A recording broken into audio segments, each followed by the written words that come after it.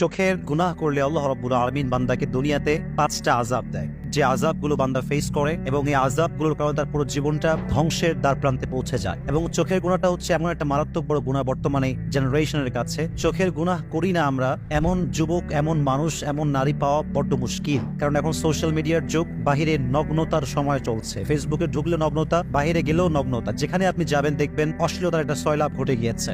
যদি আপনি চোখের গুনাহ করেন, like you watch pornography and you watch blue films or Hindi cinema, আপনি চোখের গুনাহ করছেন, চোখের পাপ করছেন। আপনি যদি ব্লু ফিল্ম দেখেন, অশ্লীল ভিডিও দেখেন, খারাপ কোনো বাজে জিনিস দেখেন যেটা ইসলাম নিষেধ করেছে, আপনার জীবনের সর্বপ্রথম যে আযাব আপনি ফেস করবেন সেটা হচ্ছে there will be no barakah in your রিজিক। আপনার জীবনের যে রিজিক আছে, আয়ের যে বরকত আছে, যে সোর্স আছে, এখানে আপনি বরকত খুঁজে পাবেন না। মনে রাখবেন, বরকত মানে হচ্ছে টাকা আমার ইনকাম কম হতে পারে, বাট এটা লং লাস্ট হবে, এটার একটা বরকত থাকবে, এটার একটা সৌন্দর্য থাকবে। অনেকে দেখবেন 10 লাখ টাকা ইনকাম করে, বাট 10 দিনে শেষ হয়ে যায়। অনেকে 10,000 টাকা ইনকাম করে, বাট মাস শেষে সেভিং থাকে, সেভিংস করতে পারে তারা। তাহলে বোঝা গেল 10 লাখ টাকা যদি বরকত না থাকে তার কোনো দাম নাই, বাট 10,000 টাকা যদি বরকত থাকে এটার দাম আছে না নাই?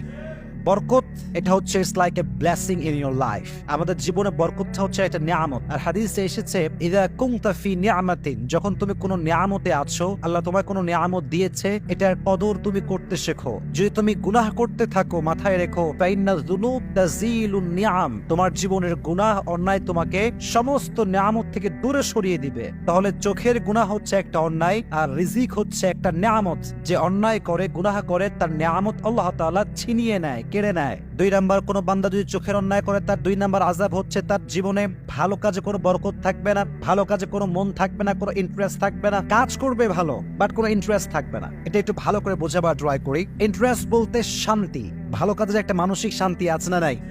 আচ্ছা, মনে করেন আপনার বয়স যখন মাত্র 7-8, তখন দেখবেন, খেয়াল করবেন যে বাচ্চারা খুব দৌড়ে দৌড়ে মক্তবে যায়, সিবারা পড়তে চায়, আলিফ বাতা খুব শখ করে পড়ে, সূরা মুখস্থ করলে সবাইকে শোনায় বেড়ায়। কারণ তার জীবনে কোনো গুনাহ আজ পর্যন্ত সে করে নাই, তাই তার ভালো কাজে একটা মনোযোগ আছে। এই যে ছোট্ট বাচ্চারা হাফেজ হয়ে যায় অল্প বয়সে, কেন? তাদের ভেতরে একটা কাজের শান্তি আছে, আল্লাহ নিয়ামতটা দিয়েছে। কেন? সে এখনো চোখের গুনাহ বোঝে না, হাতের গুনাহ বোঝে না, কোনো গুনাহ সে বোঝে না, তাই তার ভালো কাজে একটা বরকত আছে না নাই?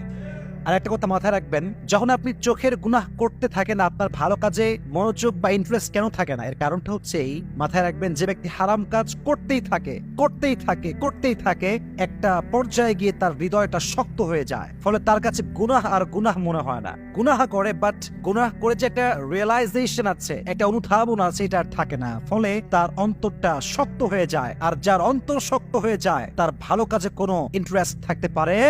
তাহলে বোঝা গেল, আপনি যদি চোখের গুনাহ করতেই থাকেন, আপনার যে ভালো কাজে একটা আগ্রহ, এটা কমে যাবে। যদি আপনি চোখের গুনাহ করতেই থাকেন, যদি এরকম চলতেই থাকে, চোখের গুনাহ হতেই থাকে, গ্রাজুয়ালি আপনার যে মেমোরি লেভেল, আপনার যে স্মরণ শক্তি, এটা আপনার স্মরণ শক্তিকে কমায় দিবে। আপনার স্মরণ শক্তি যদি আগে ছিল 100%, এটা লো হতে হতে 10%-এও আসতে পারে। এবং হাদিস তো তাই বলে, যখন কোনো মানুষ চোখ দিয়ে গুনাহ করে, চোখ দিয়ে বাজে অশ্লীল ভিডিও বা বাজে জিনিস দেখে, যেটা ইসলাম পরিপূর্ণ নিষেধ করেছে, আল্লাহ রাব্বুল আলামিন তার ব্রেনের যে অ্যাক্টিভিটি লেভেল, এটাকে লো করে দেয়। আপনি দেখবেন একজন বাচ্চা যার বয়স 8 থেকে 9, অনেক ইতিহাস আছে এরকম, কোন বাচ্চা 30 দিনে হাফেজ হয়ে গেছে, কোন বাচ্চা 15 দিনে হাফেজ হয়ে গেছে, কোন বাচ্চা 1 মাসে হাফেজ হয়ে গেছে, কোন বাচ্চা 1.5 মাসে হাফেজ হয়ে গিয়েছে। এরকম নিউজ বাংলাদেশ সহ গোটা বিশ্বে আছে না নাই?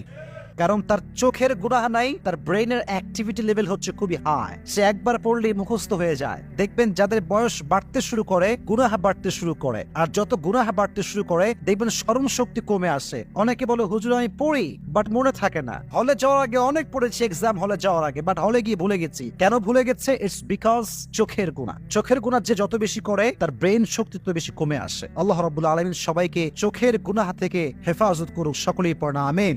3 নাম্বার আযাব। 4 নাম্বার আযাবটা বড় মারাত্মক, and it's very sensitive, very sensitive.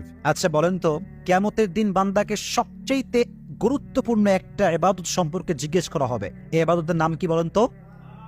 বলেন নাকি? নামাজ। Everyone will be asked about salah. The first question will be about our salah. প্রথম প্রশ্ন হবে, have you performed the salah? নামাজ কি ঠিকঠাক পড়েছো?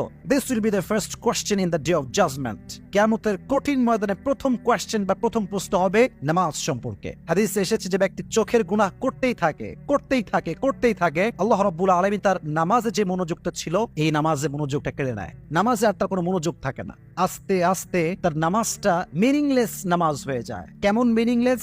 নামাজ পড়ছে এইখানে, মন আছে বিদেশে, মন আছে পার্কে, মন আছে আর এক জায়গায়, এরকম হয় না? দেহ আছে এখানে, মন আছে আর এক জায়গায়। এর কারণ হচ্ছে চোখের গুনাহ করলে নামাজের ভেতরে যে কনসেন্ট্রেশনটা এটা অটোমেটিক্যালি উঠে যায়। এজন্য যারা বলেন যে হুজুর নামাজে মন নাই, I can not concentrate in my সালাহ, একটু চেক করেন নিজেকে যে আপনি কি চোখের গুনাহের সঙ্গে জড়িত আছেন কিনা। যার চোখের গুনাহ যত বেশি, নামাজের সঙ্গে তার কানেক্টিভিটি তত বেশি কম। 5 নম্বরটা হচ্ছে সবচেয়ে বড় মারাত্মক। 4টা বলেছি, অবশ্যই এটা ক্ষতিকর, অনেক বড় আযাব। 5 নম্বরটা আরো বিশাল বিশাল বড় আযাব। আযাবটা হচ্ছে যে বান্দা চোখের গুনাহ করে, চোখের অন্যায় করে, চোখ দিয়ে ব্লু ফিল্ম দেখে, অশ্লীল ভিডিও দেখে। আল্লাহর হাবিব বলেছেন চোখের গুনাহ যে করে মৃত্যুর সময় তার জবানে কালেমা নসিব হবে না। বলেন নাউজুবিল্লাহ। কালেমা নসিব হবে না, তার জবান দিয়ে কালেমা বের হবে না। সে যতই ট্রাই করুক না কেন তার জবানে কালেমা আটকে যাবে, সে কালেমা পড়তে পারবে না। ইটস বিকজ চোখের গুনাহ। চোখের গুনাহ আপনার কালেমাকে কেড়ে নিবে। আপনার মৃত্যুর সময় ইমানি হালাতকে কেড়ে নেওয়ার শক্তি এই চোখের গুনার ভেতরে আছে। খবরদার, খুবই স্বাভাবিক এবং খুবই এ বিষয়ে আমাদেরকে মাথায় রাখতে হবে যে মৃত্যুর সময় যদি জবানে কালেমা নসিব না হয়, এটাকে আমরা স্বাভাবিক ভাববো এই হিসেবে যে সে চোখের গুনাহ করেছে, তাই তার এই আযাবটা আল্লাহ রাব্বুল আলামিন তাকে দিয়েছে। এজন্য প্রিয় ভাইরা, যতই অন্যায় আমরা করি না কেন তওবা তো অবশ্যই করব এবং ট্রাই করব যেন চোখের গুনাহ থেকে বাঁচা যায়। পাশাপাশি এটা থেকে বাঁচার জন্য কিছু টিপস আমি আপনাদেরকে দিব। যদি আপনার ফেসবুকে কানেক্টিভিটি খুব বেশি থাকে, চেষ্টা করবেন যত বাজে অ্যাড আছে এগুলোকে বন্ধ করা যায় কেমন করে, 1 নাম্বার। 2 নাম্বার হচ্ছে কোনো সিনেমার কোনো পেজ বা সং এর কোনো পেজ বা অশ্লীল ভিডিও আপ দেয় এরকম কোনো পেজে লাইক দেওয়া যাবে না, কমেন্ট করা যাবে না, ফলো করাও। যত বেশি পারেন ভালো ভালো পেজে লাইক দিবেন, কমেন্ট করবেন, ফলো দিয়ে রাখবেন। এতে করে আপনার সামনে বারবার ভালো ভালো ভিডিও শো করবে এবং আপনি নিজের নফসকে কন্ট্রোল করতে পারবেন। আর সবচেয়ে বড় মারাত্মক বিষয়টা হচ্ছে যখন আপনি একটা চ্যানেল সাবস্ক্রাইব করছেন যেটাতে সবসময় নগণ্য ভিডিও আপলোড হয়, ওটার নোটিফিকেশন যখন আপনার কাছে আসবে, অ্যাজ এ মুসলিম অথবা as a normal man, you will not able to control yourself from this video. কারণ হচ্ছে মানুষ তো মানুষ মাত্রই ভুল। যখন নোটিফিকেশন চলে আসবে আপনার মন চাইবে একটু দেখি, তো এই ভিডিও থেকে আপনি নিজেকে বাঁচাতে পারবেন না। এজন্য ট্রাই করবেন সমস্ত বাজে চ্যানেল, বাজে পেজ এগুলোর থেকে নিজেকে দূরে রাখবেন। পারলে ব্লক করে দিবেন একদম সোজা। দেখবেন যে আস্তে আস্তে আস্তে আস্তে আপনার চোখের গুনাহের সংখ্যাটা কমে আসবে। আর যত এটা কমবে আপনি রিজিকে বরকত পাবেন, নামাজে মনোযোগ পাবেন, আপনার জীবনে আল্লাহ ব্লেসিং দিবে। পাশাপাশি মৃত্যুর সময় আপনার জবানে কালেমা নসিব হবে এবং পাশাপাশি আপনার প্রত্যেকটা ভালো কাজের মধ্যে আপনার মনোযোগ বাড়ায় দিবে। একজন আওয়াজ দিয়ে বলেন তিনি কে? তাহলে আমরা 5টা আযাব জেনেছি, আমরা রিপিট করছি, দেন আমরা শেষ করব।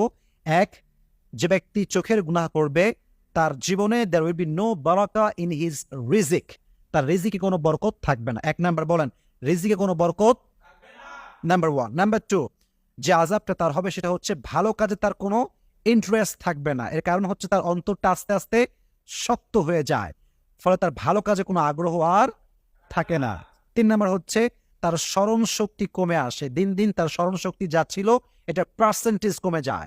4 নাম্বারটা হচ্ছে তার ইবাদত, সবচেয়ে গুরুত্বপূর্ণ ইবাদত নামাজ তার কোনো মনোযোগ থাকে না। এবং সর্বশেষ হচ্ছে যে চোখের পাপ করতে থাকে, অন্যায় করতে থাকে, আল্লাহ রাব্বুল আলামিন তার জবান থেকে মৃত্যুর সময় কালেমাকে কেড়ে নেয়। আল্লাহ রাব্বুল আলামিন সবাইকে এই চোখের গুনাহ থেকে হেফাজত করুক, সকলেই পড়ে আমিন।